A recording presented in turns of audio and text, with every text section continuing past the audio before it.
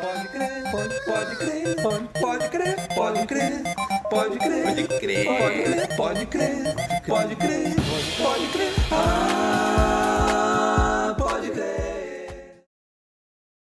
O macho, branco, racista e folgado, do tipo, sabe com quem tá falando? Deve andar meio desassossegado, pois está perdendo o posto de comando. Era uma vez a mulher na cozinha, o gay no armário, o preto na senzala. O trem do atraso tá no fim da linha. E lá chegando. Adeus, lugar de fala? Transita além do seu quadrado. Filho de servente é graduado. O jato do progresso voa a 1000. Fazer arminha não para essa massa. Nem dá pipoca e bala pra reaça. Mais munição tem o Novo Brasil.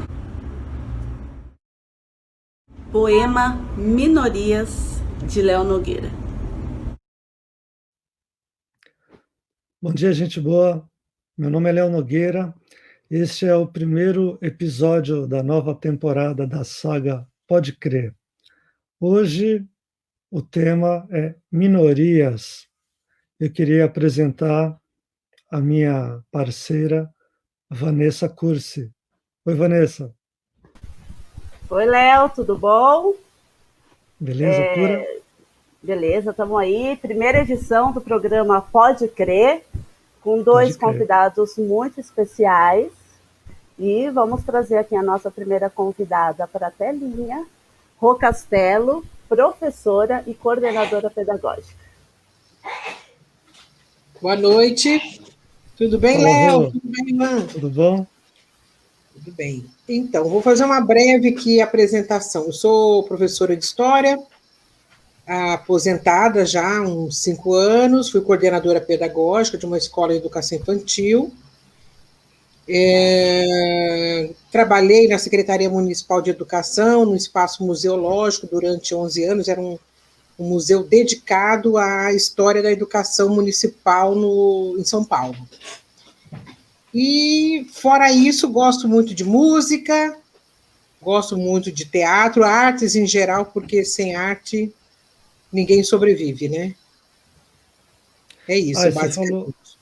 Você tinha comentado também lá, quando você mandou o seu pequeno release para a gente, um detalhe aí com relação ao movimento negro, como é que é isso? Ah, sim, como professora de História, lá pelos idos de 96, a Folha de São Paulo, ela fez um estudo, né, um estudo grande sobre essa questão racial no Brasil, e eu já estava na sala de aula e me toquei da importância de falar nisso. Então, nas minhas aulas de História, eu sempre trouxe esse tema à baila, sempre pesquisei muito, li muito, e é uma preocupação, né, na condição também de afrodescendente, é um assunto que muito me toca, né, as minorias em geral, mas especialmente essa questão racial no Brasil, ela me toca bastante fundo.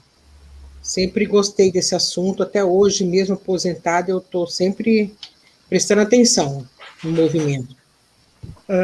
Rô, eu não estava no script, mas o que você falou aí me fez pensar numa coisa.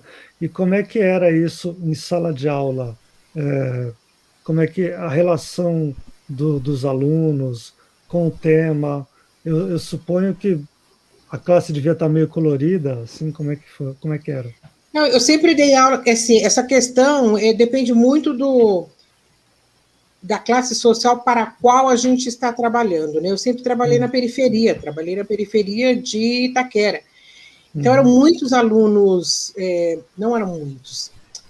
É chocante dizer, mas os alunos, mesmo na periferia, eles são minoria na sala de aula.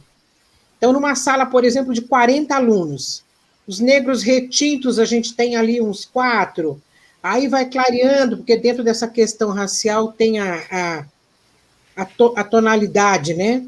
Aqui no Brasil, o preconceito racial ele é fenótipo, né? Quanto mais retinto, mais você sofre preconceito. Então, Na sala de aula tinha uma paleta de cores, mas os de tonalidade mais clara sempre prevaleciam. Por quê? Porque eu sempre dei aula no meu gosto, na minha preferência, para segundos e terceiros anos do ensino médio.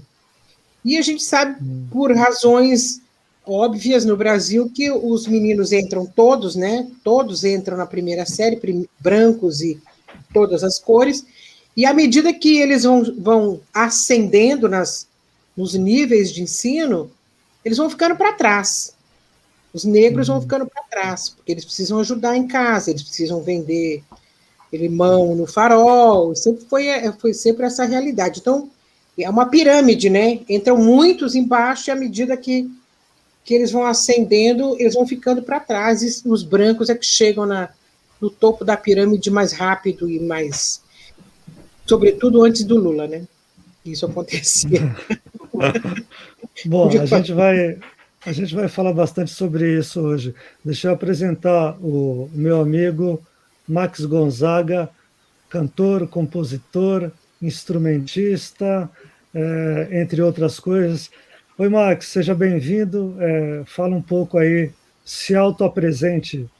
Como você gostaria de ser apresentado? Primeiramente, queria agradecer o convite, você, Léo, a Vanessa. Beijão para a rua, faz tempo que a gente não se vê. Aliás, nessa pandemia, a gente parece que não está se vendo mesmo, né? Ninguém está se vendo.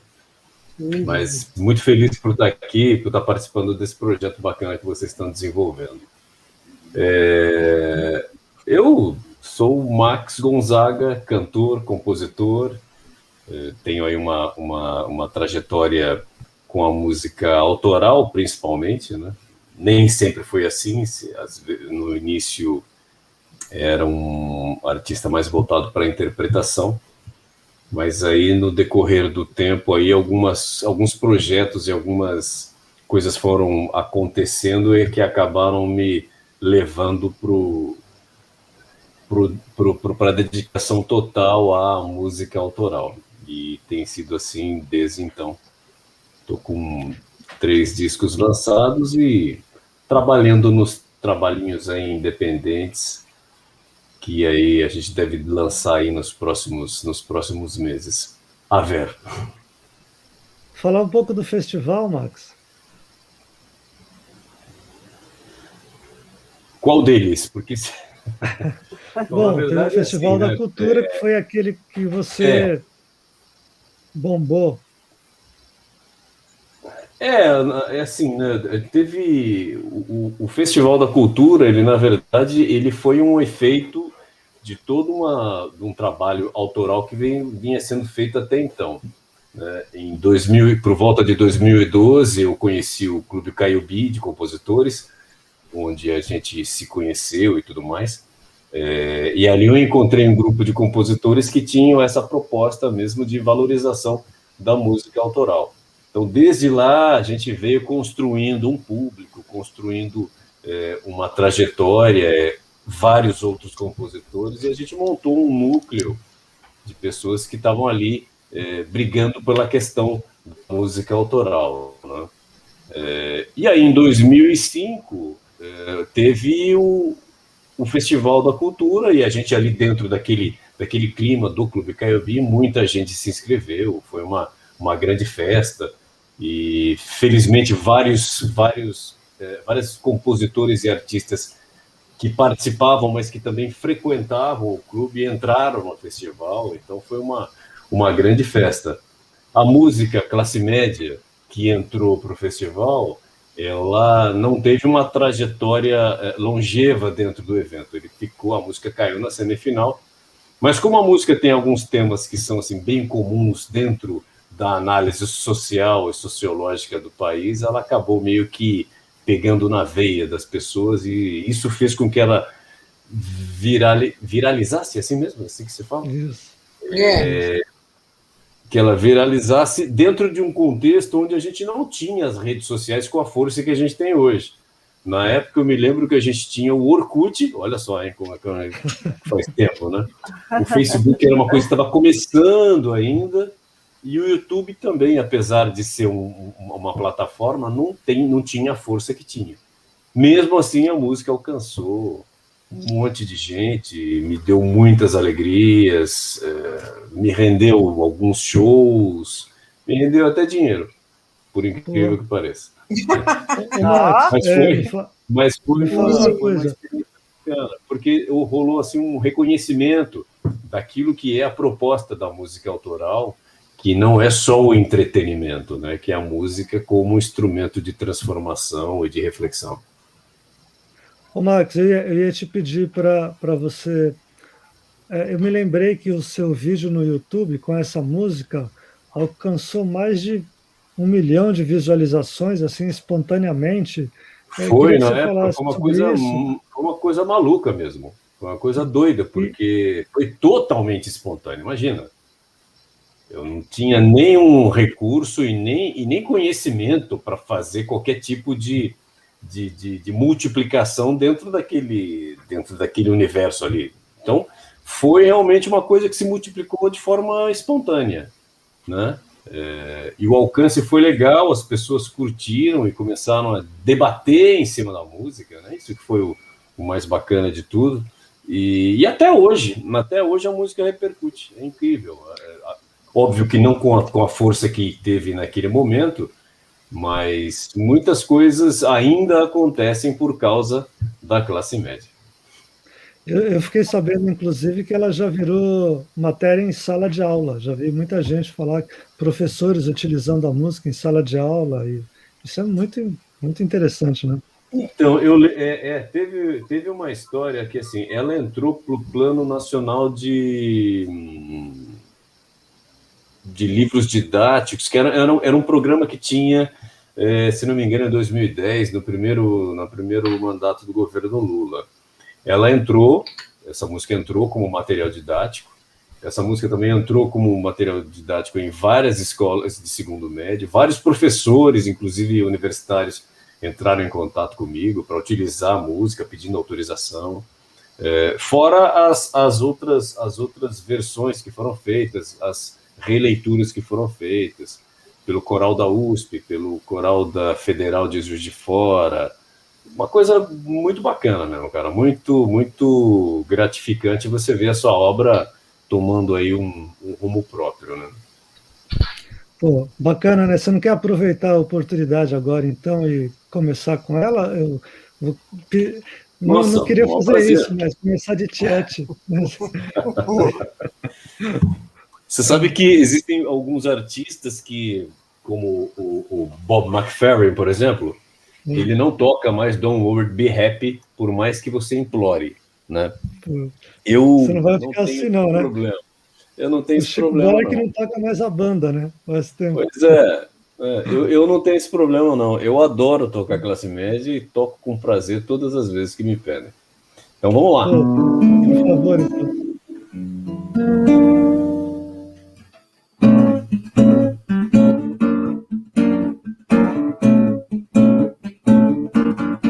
Sou classe média, papagaio de todo telejornal. Eu acredito na imparcialidade da revista semanal. Sou classe média, compro roupa e gasolina no cartão. Odeio coletivos e vou de carro que comprei a prestação. Só pago impostos, estou sempre no limite do meu cheque especial.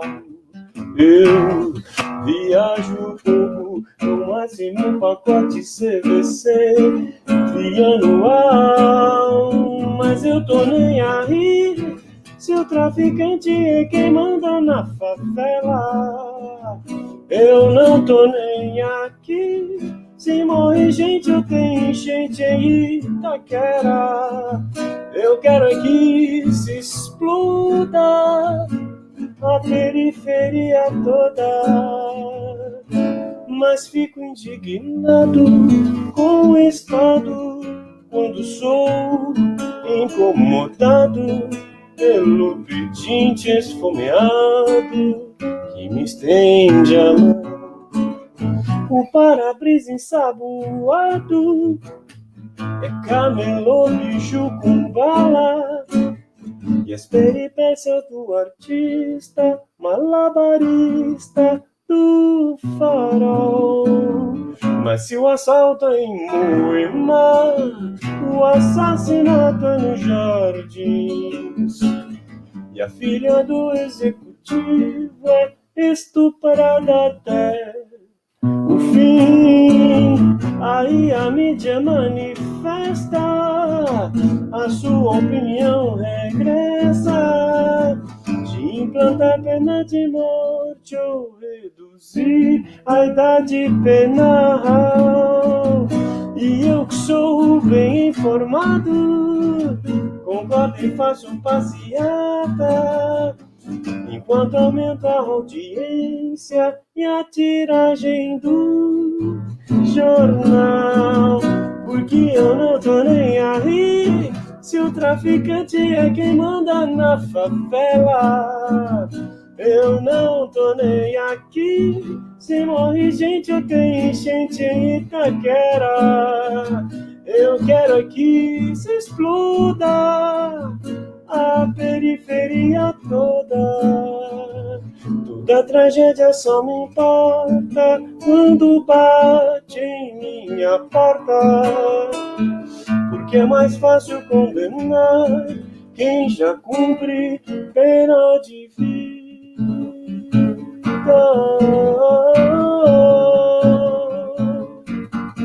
Sou classe média. Muito bom! É um verdadeiro estudo sociológico. Sociologia para quê? Muito bom. Durkheim, me desculpe, mas... Eu queria que um dia essa música não soasse tão atual ainda. É verdade. Esse é um grande desejo que todos nós temos. Então, pungente, né? Ela tem trechos que chega até a doer o coração da gente. Pois é. Pois é. Lamentavelmente, Gente, ela então- continua atual. Pois é. Sim. Às vezes eu ouço algumas canções do Noel Rosa, né? E eu fico pensando, caramba, como o Brasil não evolui, né? Bom, Pois mas vamos é. lá. Vamos começar com o nosso tema. O tema hoje é minorias e, bom, tem uma colinha aqui que eu vou ler para vocês. O primeiro tema é divisão de classes, né? A gente pode começar falando sobre essa diferença muito visível entre uma classe média branca e uma classe baixa preta, né? E hoje a gente tem aqui um fator curioso, é que hoje no programa eu sou minoria étnica, né? Então a gente podia falar sobre essas questões. Tem também a questão do nordestino, a questão de gênero, né? Enfim, a questão até mesmo dos latino-americanos, do terceiro mundo, tem várias minorias, né? Mas, bom, primeiro eu queria que vocês traçassem um parâmetro entre os privilégios e o racismo, né?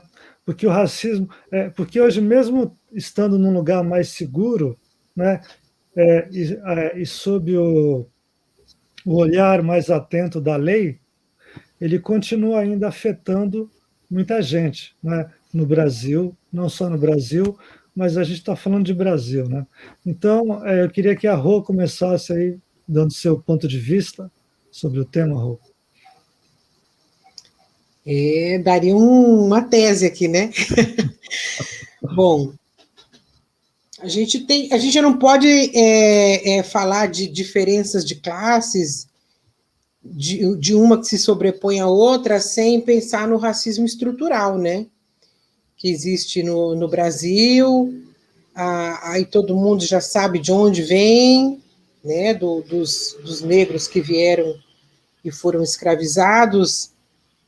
A libertação da princesa não trouxe uma reparação, né? Por conta disso, eles passaram por uma pauperização, não só isso, né, existe toda uma reafirmação dessa a diferença deles de nós, né, que eu me coloco como uma negra, né, afrodescendente. Então, existem vários fatores que foram ratificando essa diferença, para menos, né?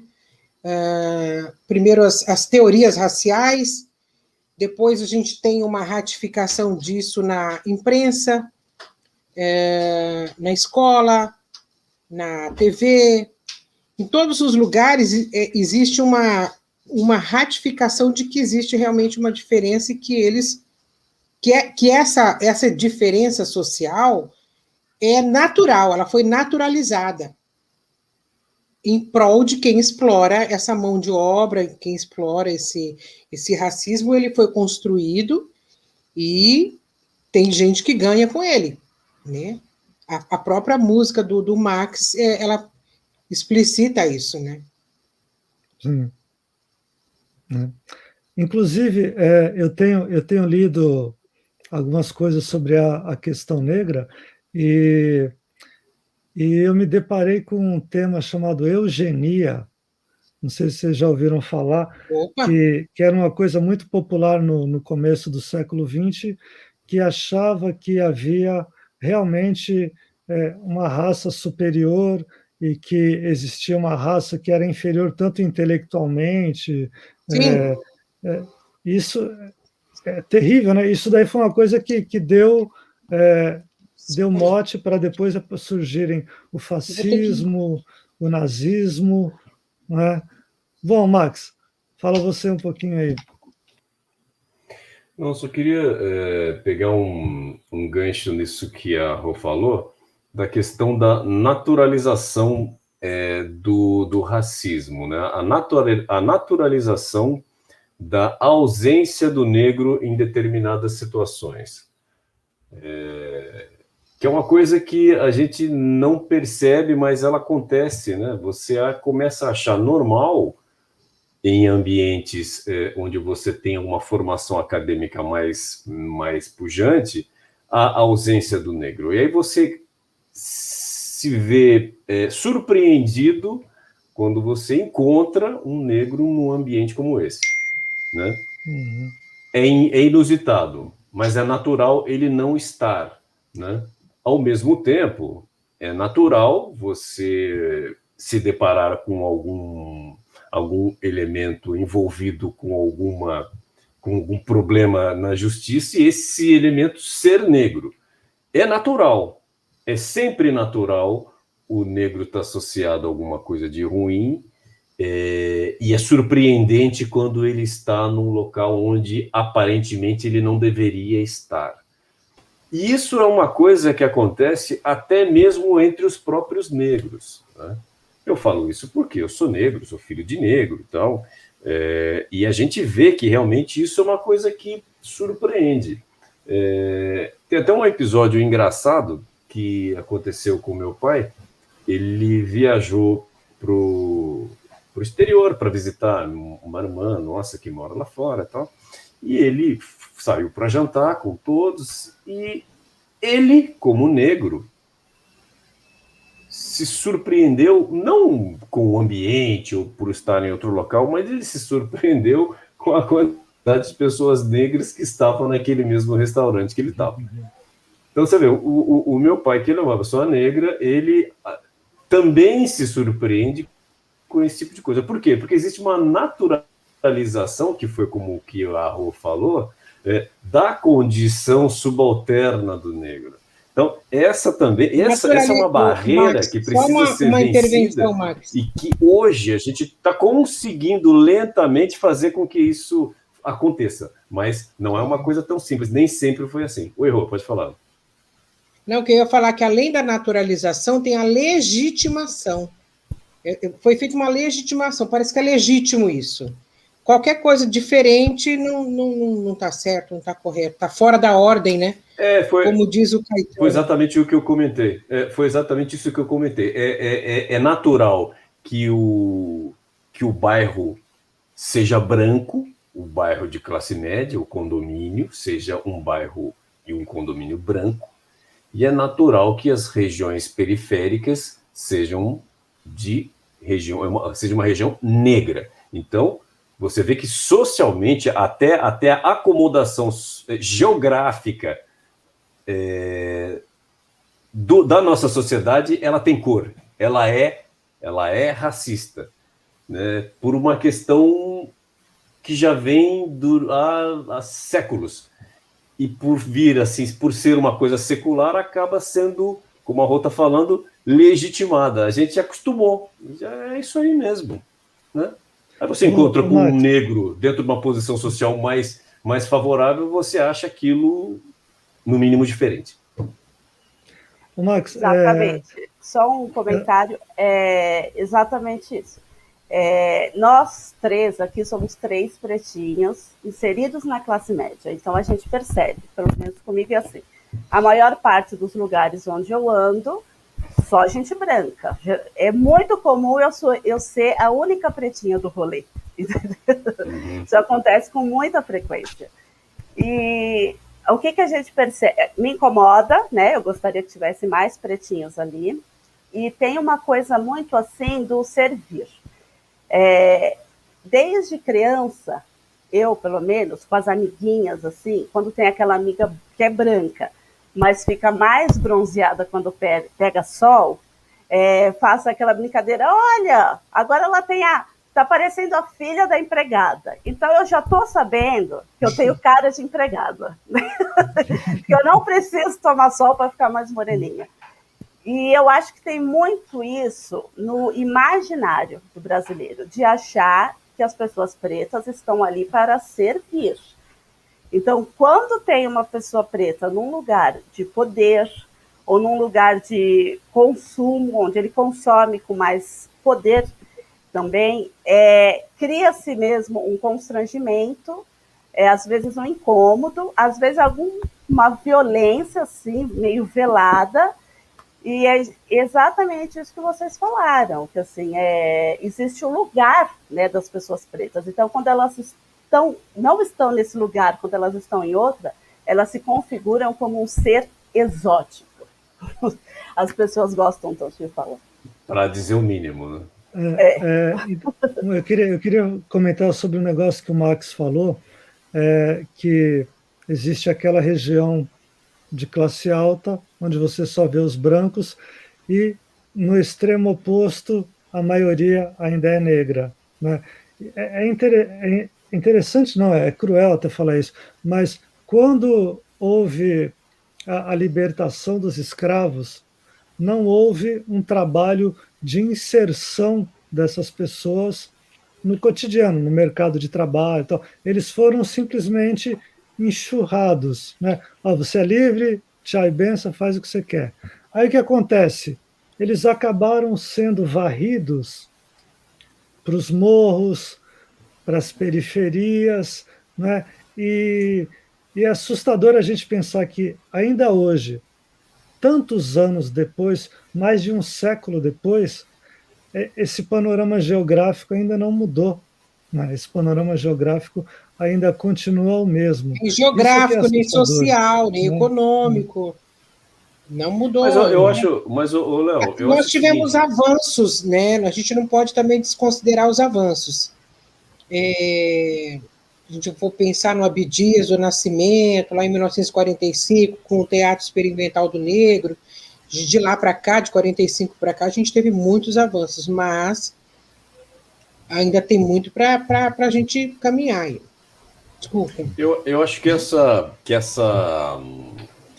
esse perfil social que a gente tem, ele não é por acaso.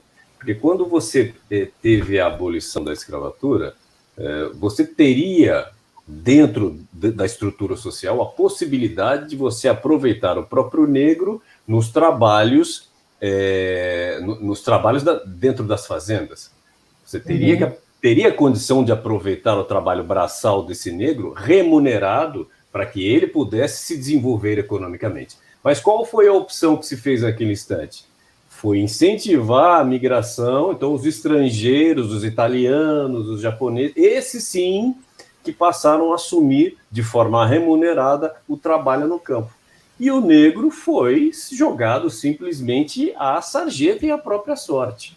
Então, essa situação que a gente viu se construir durante todos esses anos, ela permanece hoje. Ainda é uma opção o negro ser marginal. É uma opção. Tanto que, quando se cria mínimas condições de ascensão dessa classe, toda uma classe média e toda uma elite se volta contra. Por quê? Porque o lugar do negro, como a gente falou no início da conversa, é esse em que ele está. É esse. Não queira mudar as coisas. Qualquer coisa que você quiser mudar, você está dando vazão ao mimimi, onde já se viu. Aí os caras resgatam aquela conversa furada da meritocracia, que não vamos dar o peixe, vamos ensinar a pescar. Então, tudo isso faz parte de uma estrutura que foi feita para oprimir o negro. Então, não adianta. Então, quando a gente fala dessa não, é assim e assim será. Por ser assim há vários anos, a gente, como a Rô falou, a gente naturalizou. Então, o negro, em qualquer posição de destaque, continua sendo uma coisa surpreendente e exótica, como falou a Vanessa. Legal. Bom, eu queria já encaixar aí a segunda questão, e ainda, né, no nosso tema, falar de locais de poder, e mais especificamente as câmaras e o Congresso, que a gente percebe que não tem ausência de diversidade. A gente vê que é um local completamente cheio de homens brancos, héteros, e isso não representa o povo brasileiro. A realidade do povo brasileiro é outra. E eu gostaria que a gente comentasse sobre isso, né? Que diferença faria, como isso se configura realmente num problema, a falta de diversidade nesses locais de poder, principalmente poder público, e se existe aí algum caminho, alguma coisa para a gente reverter. Marcos, Primeiras começa. damas. Primeiras damas? Bom,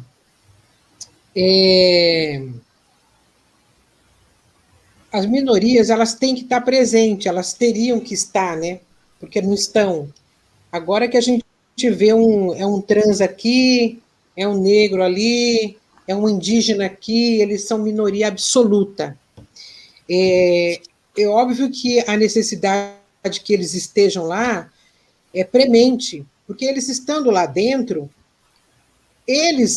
a gente vai falar do lugar de fala, né? Eles vão puxar projetos, eles vão puxar ideias, eles vão propor iniciativa que reverta a situação que está aí. Porque o cara que está lá dentro, que ele não tem compromisso com nenhuma das minorias, ele não está muito preocupado, né? Haja visto a quantidade de projetos que não contemplam essas pessoas. Aí a gente tem a dificuldade o cara não tem o dinheiro para fazer a campanha. Existe uma série de empecilhos que façam com que essa minoria esteja presente.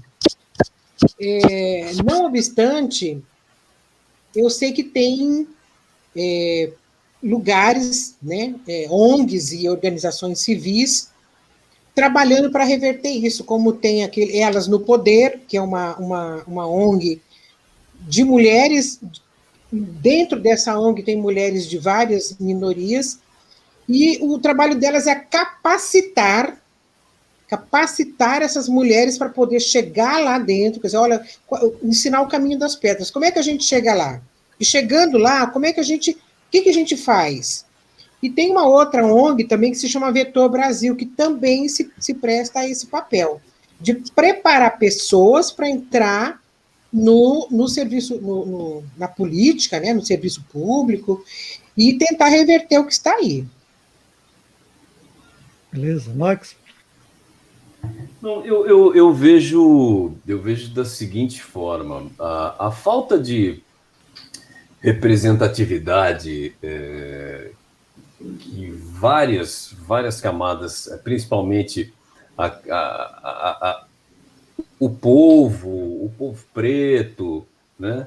O povo trans, todas as minorias, a falta de representatividade dessas pessoas dentro dos locais de poder, como a Vanessa falou, se dá principalmente pela campanha incansável que a elite faz de marginalização e de criminalização da política. Esse tipo de ação que você vê das pessoas tentando marginalizar e criminalizar a política tem como por único objetivo afastar do debate político aquelas pessoas que mais precisam do Estado. Então você vê que as pessoas mais pobres, mais humildes, mais periféricas, elas não se interessam pela política. A política é uma coisa de é tudo ladrão, é só corrupção, então eu não quero me envolver. Quer dizer, a política ela não é uma coisa que se discute, né? As pessoas discutem futebol e discutem a novela, mas não discutem a política, porque a política não se discute, isso não... quando é exatamente o contrário. Coisas que efetivamente podem mudar a sua vida é que precisam ser discutidas, né? Se o Corinthians ganhou ou perdeu, para mim tanto faz, mas se, por exemplo, o Congresso vai votar, por exemplo, pela mudança da política de preços da Petrobras, isso me interessa, né? Porque eu preciso saber, a passagem de ônibus vai subir, eu me transporto através do transporte público. Então, voltando agora um pouco, essa falta de representatividade que a gente tem se dá pelo afastamento que a grande mídia, que a elite proporciona das pessoas pelo interesse à política, né? Então, por isso que lá você tem a bancada da bala, você tem lá a bancada do boi, do agronegócio, você tem os industriais lá representados, você tem os médicos ali, né? Mas você não tem ninguém, você não tem nenhum representante de alguma classe trabalhadora. Ninguém, não tem. Quando tem, é isolado, né? Esse povo, essa grande massa que deveria estar lá representada, não está. Por quê? Porque essas pessoas estão fora do debate político, por esse trabalho que se faz, se demonizar a política e fazer com que só se interesse por política essas pessoas que hoje estão lá representadas. Ô Max, eu acho também uma coisa, eu acho que deveria ter um sistema de cotas também dentro dos partidos, e talvez aí seja um erro principalmente dos partidos de esquerda, porque muita gente que se inseriu no mercado hoje, no mercado de nível superior, foi porque teve chance, porque foi um beneficiado pelas cotas, né, nos estudantes. Agora, com relação à Câmara, Congresso, essas coisas, a gente percebe que dentro do próprio partido, seja o mais à esquerda ou mais à direita, a maioria sempre vai ser homem branco, né? Talvez seria a questão também de que cada partido tivesse a sua autoconsciência para colocar mais negros, mais mulheres. Equidade, né? Léo. Isso se chama equidade, é isso que não tem. Tem que ter, você tem razão. Eu queria fazer um comentário sobre isso, porque eu tenho uma militância bem ativa, né? Eu estou próxima dos partidos. Esse período da pandemia, realmente eu me afastei um pouco, porque fazer a militância no modo virtual realmente me deixou meio... Daí eu falei, vamos dar uma afastadinha, quando as coisas voltarem para o presencial, estamos juntos de novo. Mas, no caso dos partidos, existe um interesse maior em ter mulheres, em ter pessoas pretas, em ter trans, enfim, toda a gama de minoria representada. Mas não existe, a gente volta lá para o começo da nossa questão, quando a gente fala do lugar, né? O lugar do preto. o lugar das minorias. Então, as pessoas, mesmo, elas não se sentem representadas, elas estão mais acostumadas, ou talvez elas sintam um grande distanciamento desse lugar. Sabe, como o Marx falou, o povão, nós também somos ensinados a odiar a política. Então, as pessoas acabam votando por questões também obscuras, sabe? Porque compra de voto ainda existe. Ainda existe uma grande elite por trás de tudo isso que não está acostumada a perder, não está acostumada a abrir mão de nada nesse país e que se tiver que investir pesado para colocar os pares dele lá dentro, vai colocar, porque não interessa quem faça política para as minorias. E essa questão também pesa muito, eu acho assim. Mas a questão dos partidos, os partidos já têm um movimento muito intenso de realmente colocar essas representatividades dentro da Câmara.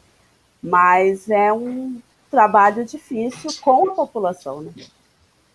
Vanessa, eu acho que talvez seja uma questão de, para o eleitor, é uma questão que envolve tempo, de se acostumar a ver que há essas opções, né? Porque até bem pouco tempo atrás, a gente começou a votar faz pouco tempo. De lá para cá, a chegada das mulheres, dos negros, a se tornarem candidatos ainda é muito recente, né? Tem que acostumar as pessoas. É mais ou menos como um comercial de televisão, né? Comercial de televisão, você não via um negro até bem pouco tempo atrás, né?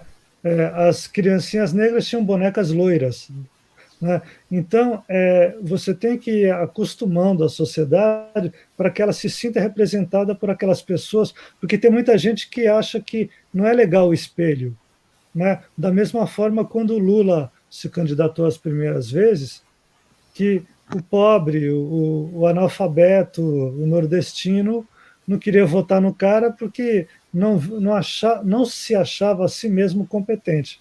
Então, como é que eu vou votar no meu igual, né?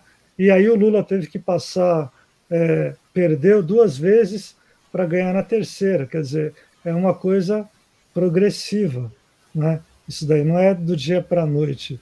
As pessoas têm que começar a se verem representadas em quantidade também, para que elas possam optar por aquelas que elas acham que vale a pena, né? Bom, vamos para... antes da terceira questão, Max, mais um sonzinho para nós, para a gente dar uma espairecida. Vamos fazer mais uma? Vamos fazer? Vamos lá?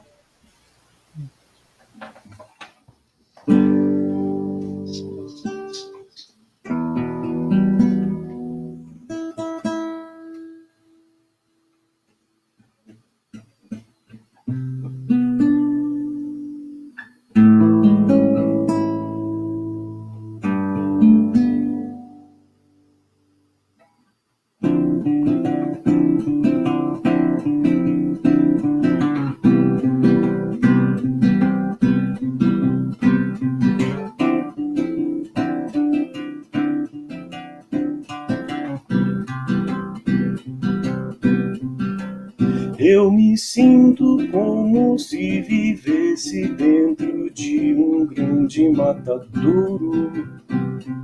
Eboi, eboi, todo mundo caminhando lentamente em direção ao grande carrasco. Eboi, eboi.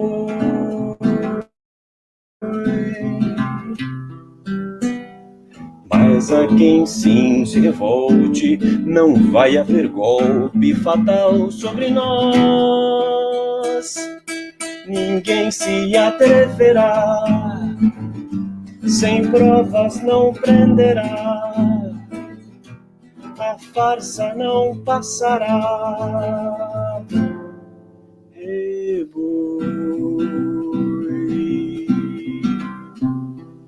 Há quem defenda o dono da fazenda e tem como herói o boiadeiro, e o martelo do capataz, que contra ele será voraz, tolos que preferem Barrabás. E boi, e boi, e boi. A fila segue, o sangue desaquece, se espalha no golpe letal.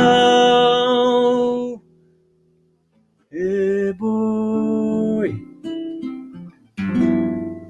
e boi. Eu me sinto como se vivesse dentro de um grande matadouro.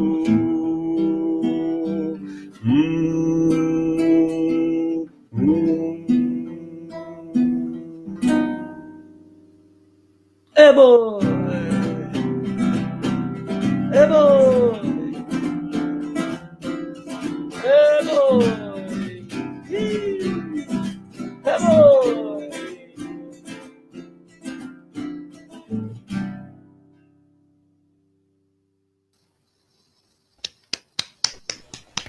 Boa, Nath. Essa é nova, né?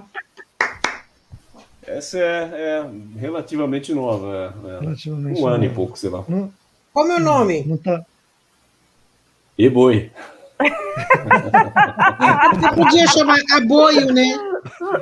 Poderia. Poderia se chamar Aboio, porque no fim ele faz um aboio, né?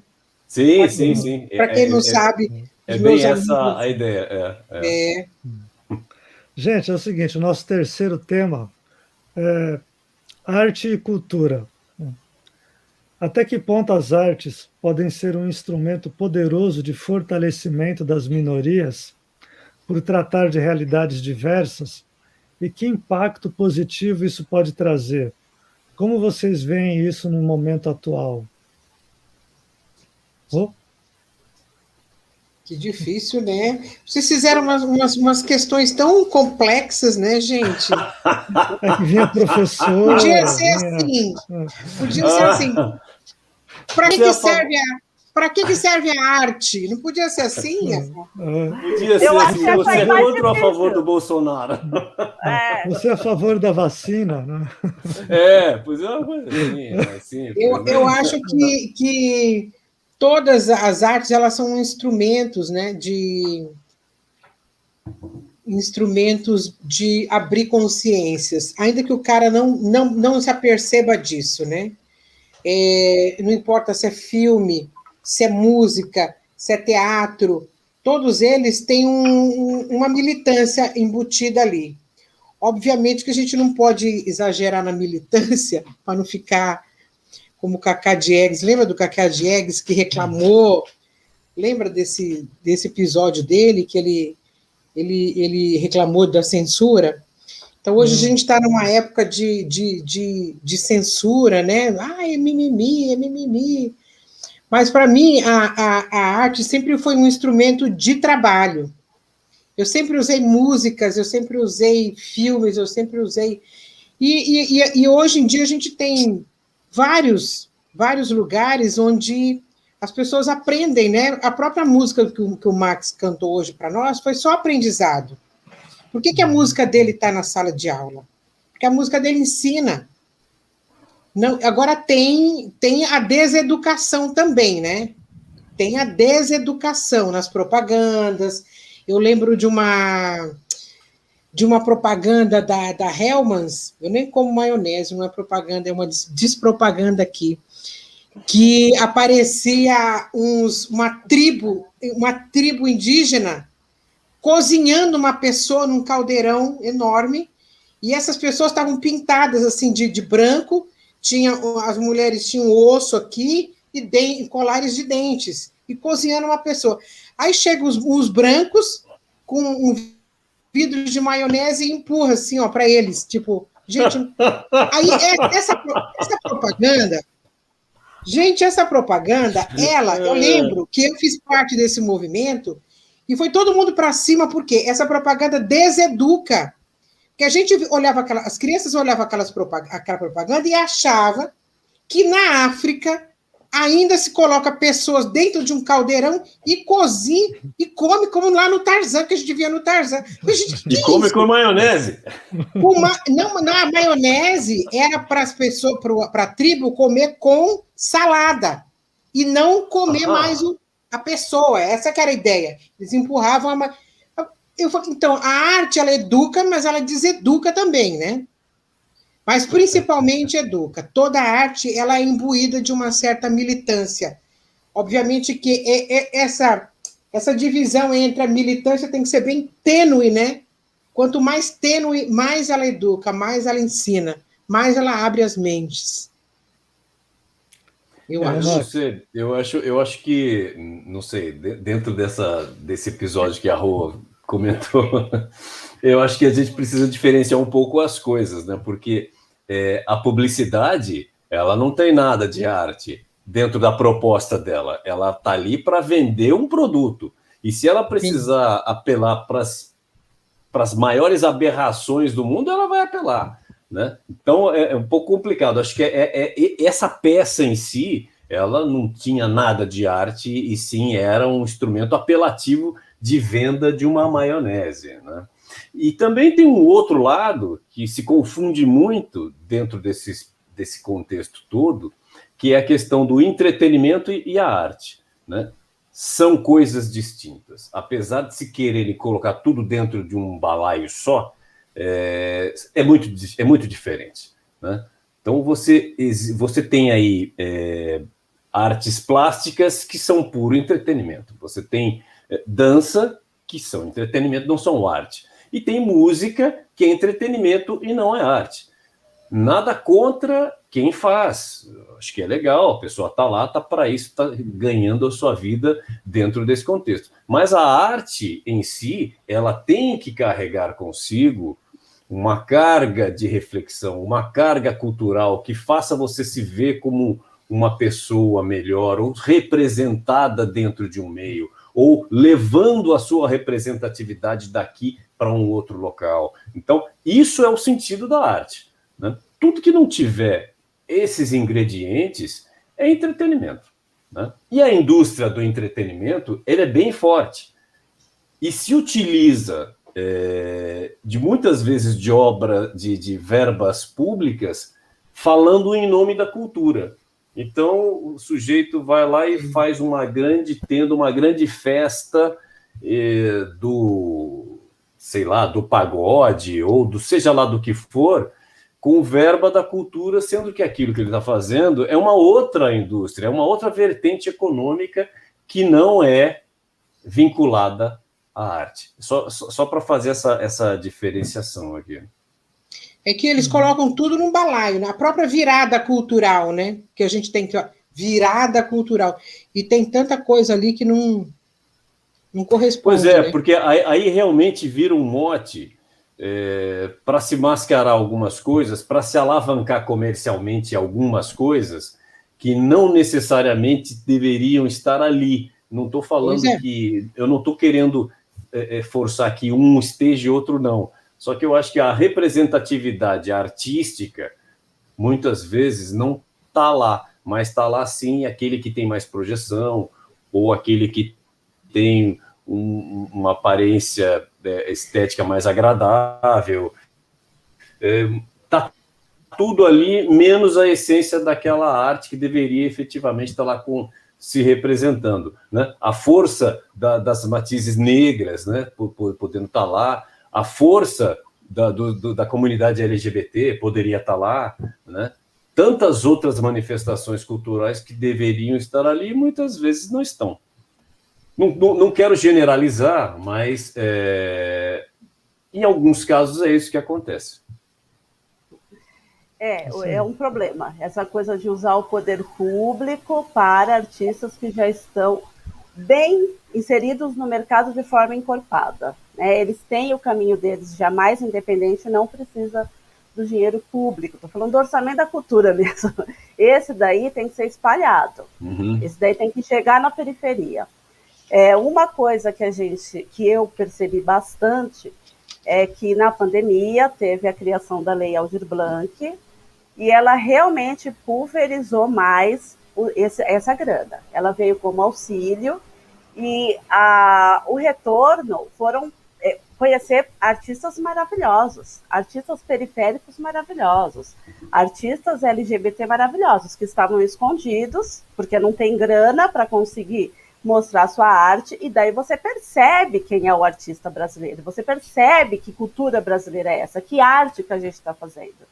Sabe, que não tem nada a ver com essa coisa comercialzona, com esse monossom, né, monomúsica que a gente ouve aí nas rádios mais populares. Então, para mim, isso é de fundamental importância, o investimento do dinheiro público na arte das periferias, para alcançar as pessoas que realmente estão sem visibilidade.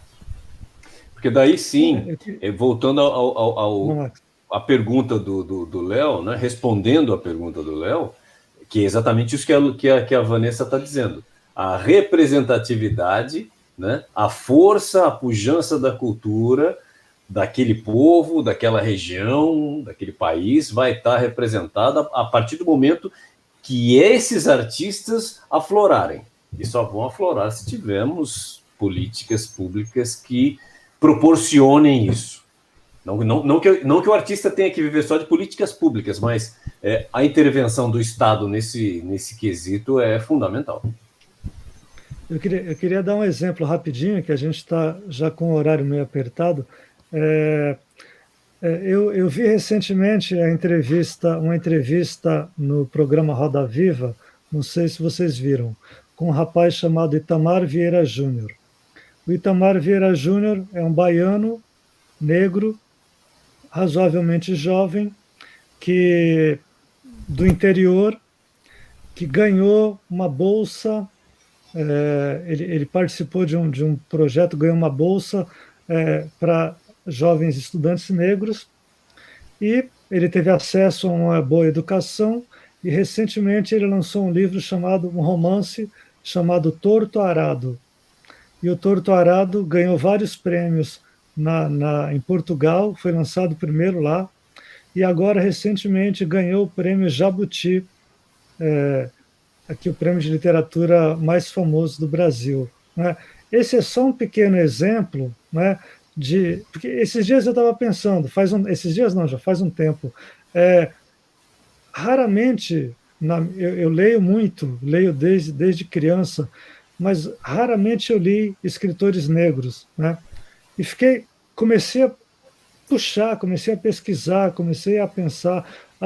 Acho que 2 escritores afros que ganharam o Nobel de Literatura, mas aqui no Brasil, principalmente num país onde as pessoas, quer dizer, eu falo aqui, eu estou aqui no Japão, né? Aí no Brasil, as pessoas não leem, então já é difícil uma literatura de qualidade, porque para você ter uma literatura de qualidade, você tem que ter leitores para que esse bolo cresça, né? Então, quer dizer, você vê um exemplo, um cara consegue se destacar, consegue lançar um livro, ganhar prêmios, e a gente está tratando isso aqui como se fosse uma exceção, né? Ainda é muito triste, porque se isso acontecesse com mais regularidade, a gente poderia ter uma literatura muito mais equilibrada, assim como a música. Até bem pouco tempo atrás a gente não tinha muitas mulheres compositoras, né? Então, enfim, é uma questão de você dar oportunidade para que essas pessoas tenham voz também, né?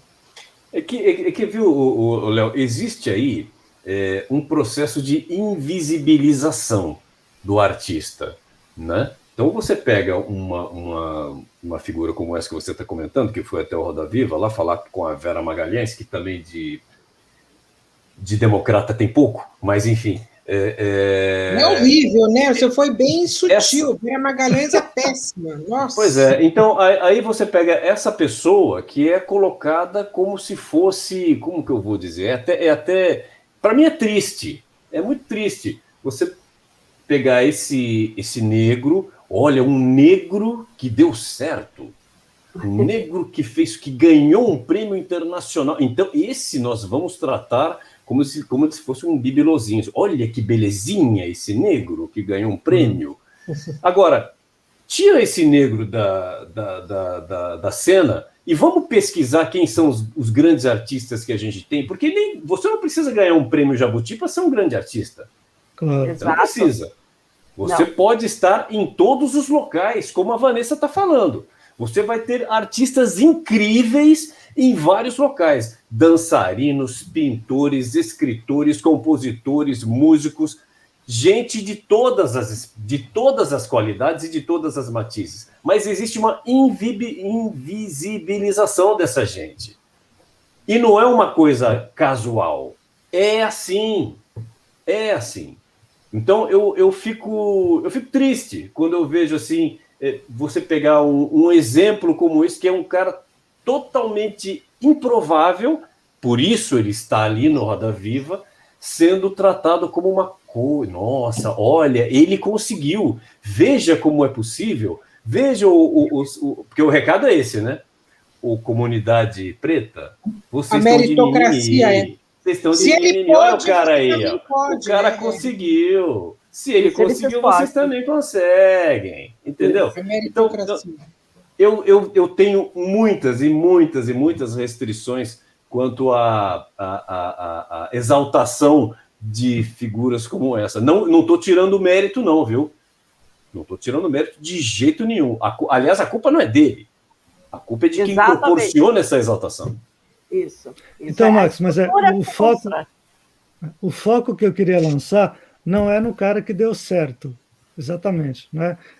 A indústria sempre usa o cara que deu certo para falar da meritocracia. Né? O que eu quero falar é que, como esse cara é um exemplo de uma pessoa que teve acesso, no caso da literatura, né? Que é um caso específico, no campo da literatura, um cara que deu certo, se toda essa galera da periferia tivesse as mesmas condições, tivesse as mesmas oportunidades de estudar, de adquirir o hábito da leitura, esse cara hoje seria só mais um, ele não seria o bibelozinho, exato. Entende? Exato. A ideia, o exemplo é justamente para falar isso, que ele é insensado, justamente o foco ali é a meritocracia, mas o foco é mais embaixo. O foco deveria ser justamente você ter o direito de educação e acesso à leitura para toda essa galera, porque aí a gente ia ver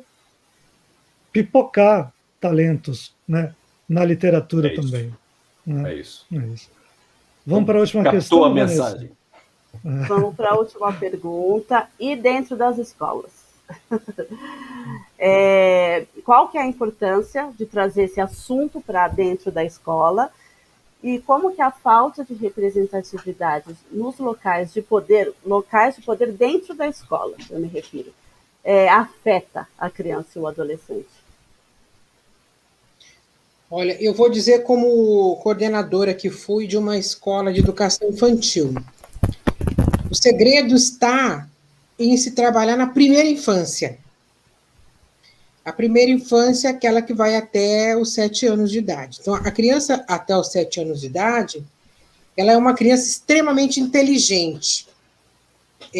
As escolas, elas tendem a achar que a criança ela não compreende alguns conceitos, né? Tem uma história bastante ilustrativa de um cantor famoso que, quando tinha 5 anos, escutou aquela música Chiquita Bacana e perguntou para a tia, o que é existencialista? O que é existencialismo? Ah, menino, são os filósofos que moram lá em Paris, que pensa o que quer, faz o que quer e não vive essa vida tacanha que a gente vive aqui em Santo Amaro, da purificação. Bom, esse menino tinha 5 anos, era Caetano Veloso. Então, com 5 anos, ele já queria saber o que era existencialismo. E a tia, do jeito dela, que ela conseguiu explicar, ele conseguiu entender. Então, a criança de 5 anos, 4 anos, ela tem criança racista na escola. Tem criança que é racista, porque ela tem uma família racista, a criança negra também na escola, ou a criança indígena, bolivianos, que tem um monte de bolivianos.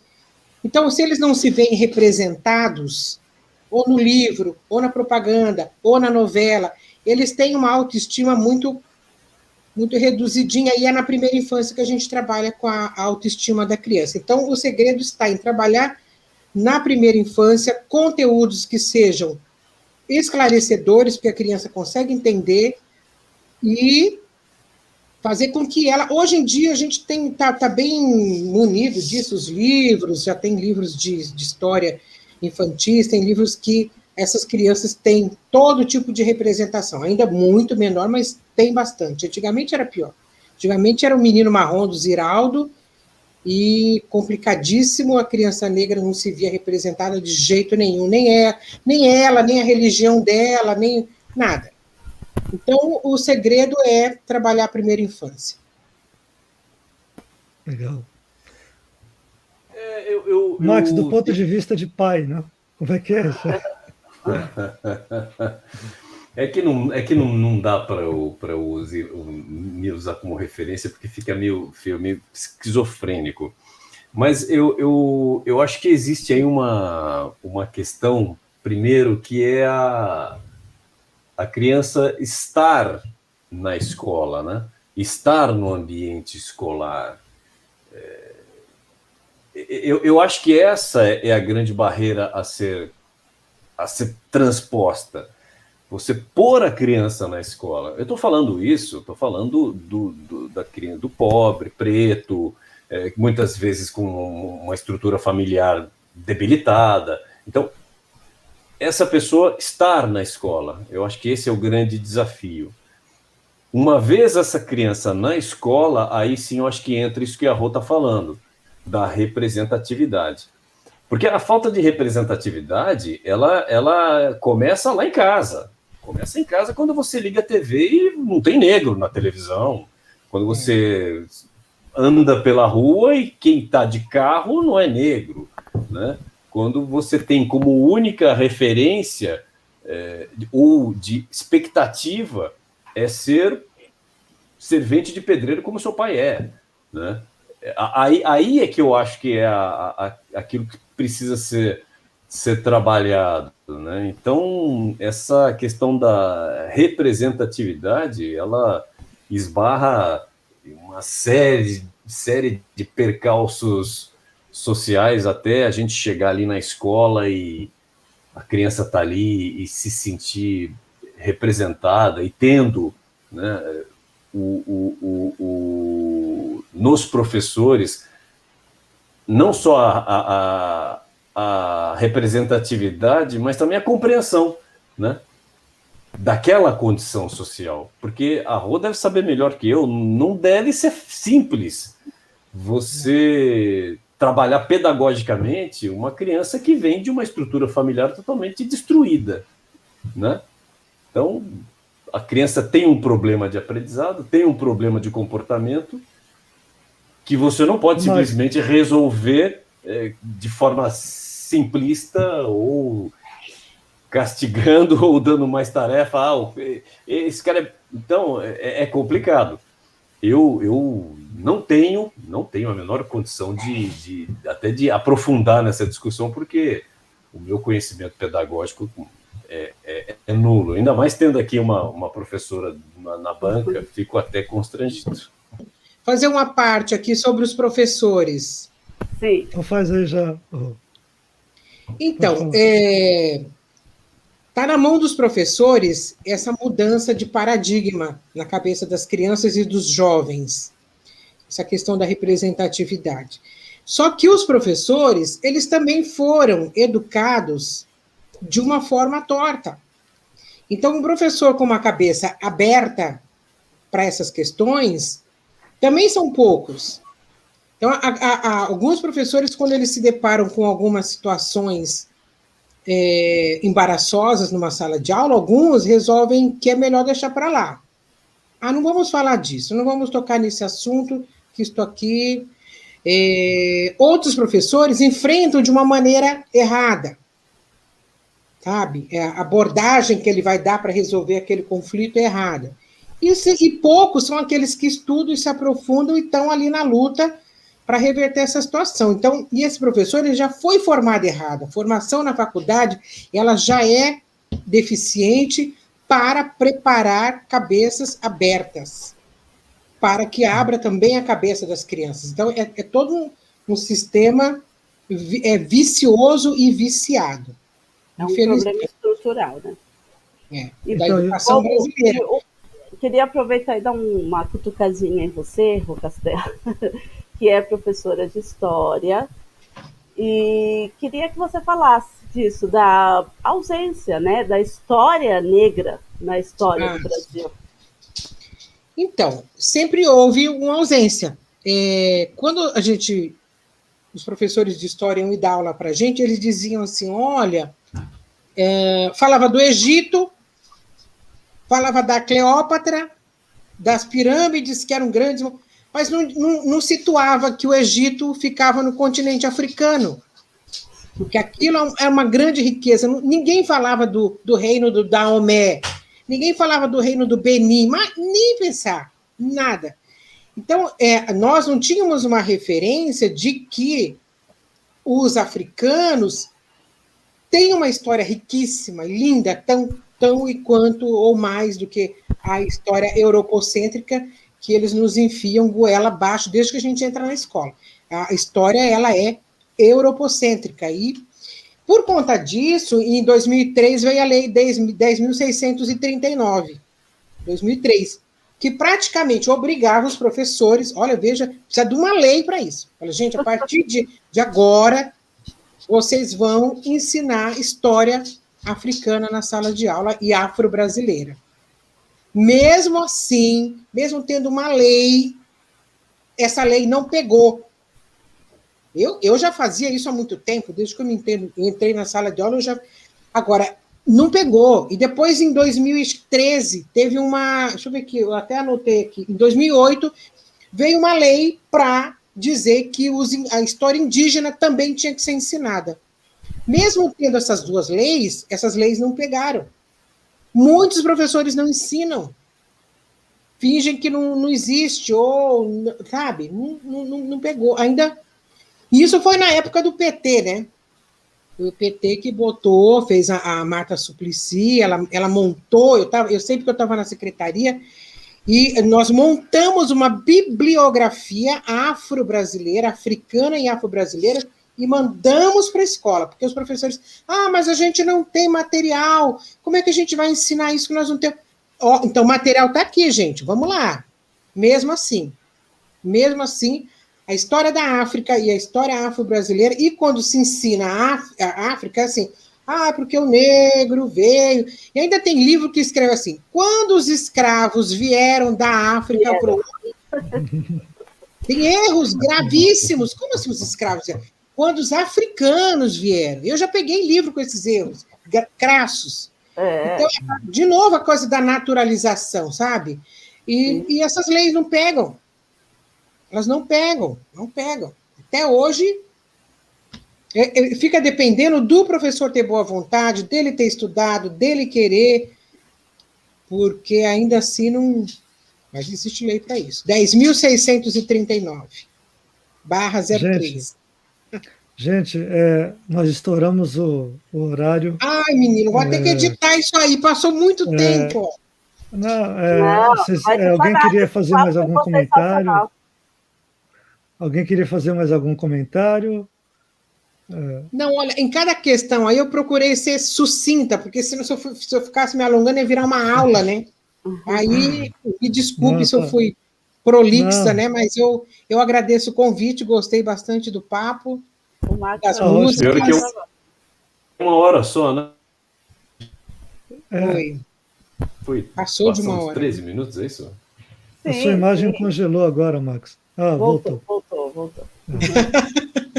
Bom, gente, eu queria agradecer vocês por estarem aqui, por esse rico papo, que é o nosso primeiro, né? Vocês foram nossas cobaias, né?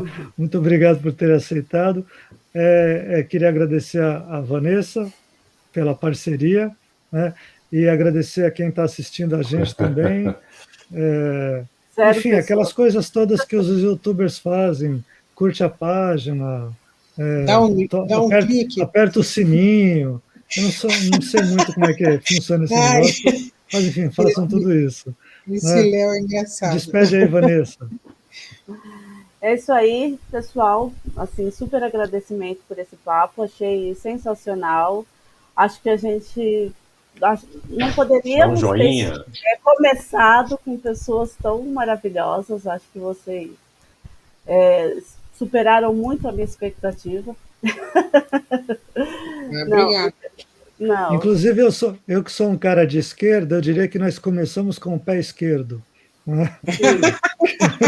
A saída é sempre pela esquerda, né? Obrigado, Sim, boa noite. E antes Valeu, de qualquer gente. coisa, por favor, Max, se você quiser falar suas redes sociais, você que é músico, por favor, onde que a gente te acha, onde a gente acha suas músicas, sua arte. Muito bem. Muito bem. Ih, tá mudinho. Ficou mudo. Sim, quem quiser conhecer um pouco mais sobre o trabalho de Max Gonzaga, maxgonzaga.com.br é o site. Tem também o canal no YouTube, Max Gonzaga. E também tem o Facebook, Instagram. Estamos lá, em tudo. Max Gonzaga. Tem SoundCloud também. O som do Cláudio, tá lá. Estarei ali. Bom, então vamos terminar com música, né, Max? Por favor. Tá dando um delay, né? Tá dando um delay. Opa, dá tempo? Pô, Dá, eu vou cantar uma música, né? Já que a gente está na temática. Vou cantar uma música que está no meu segundo disco, o Fotografias, que tem essa temática racista.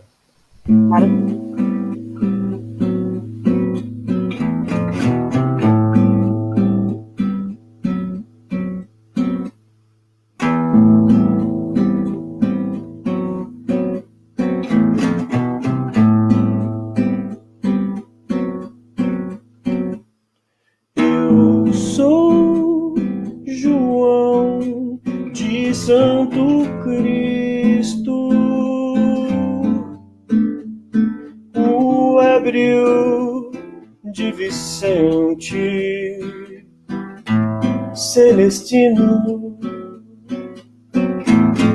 Sou eu, o algoz de Mato Grosso e Adoniran.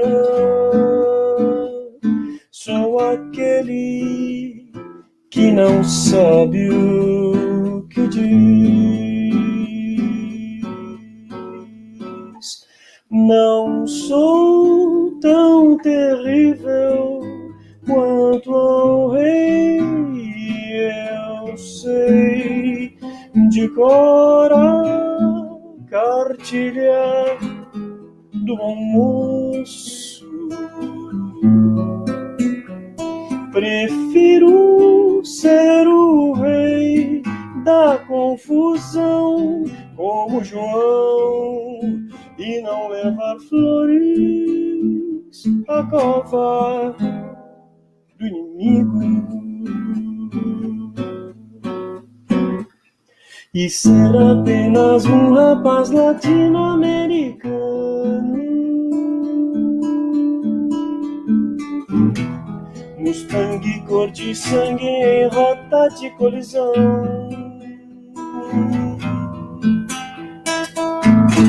Geri o Zeppelin cheia de bosta e malandragem.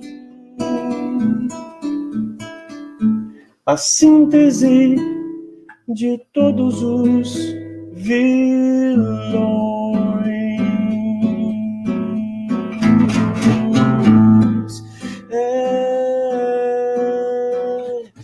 Alguém tem que ter piedade de um filho de Deus que sem sempre viveu na maldade, a verdade da vida o fez assim. A pele pura melanina é o que lhe destina a ser sempre réu, pois sou o João dos Santos, vulgo nego dito, eu sou Cascavel.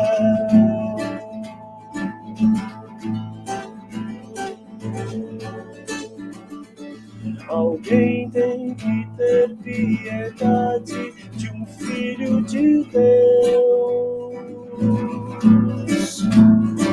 que sempre viveu na maldade, a verdade da vida o fez assim.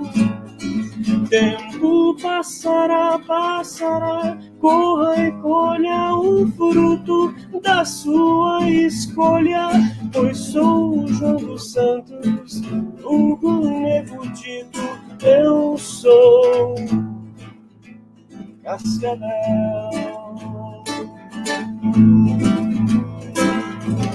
Eu sou Cascavel.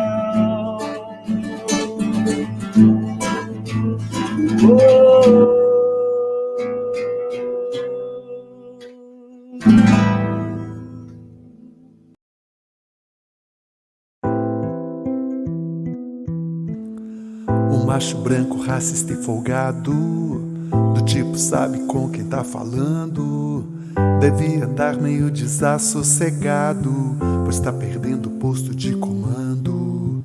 Era uma vez a mulher na cozinha, o gay no armário preto na senzala. O trem do atraso tá no fim da linha, e lá chegando, adeus, lugar te fala. O trans transita além de seu quadrado, o filho do servente é graduado, o jato do progresso voa mil.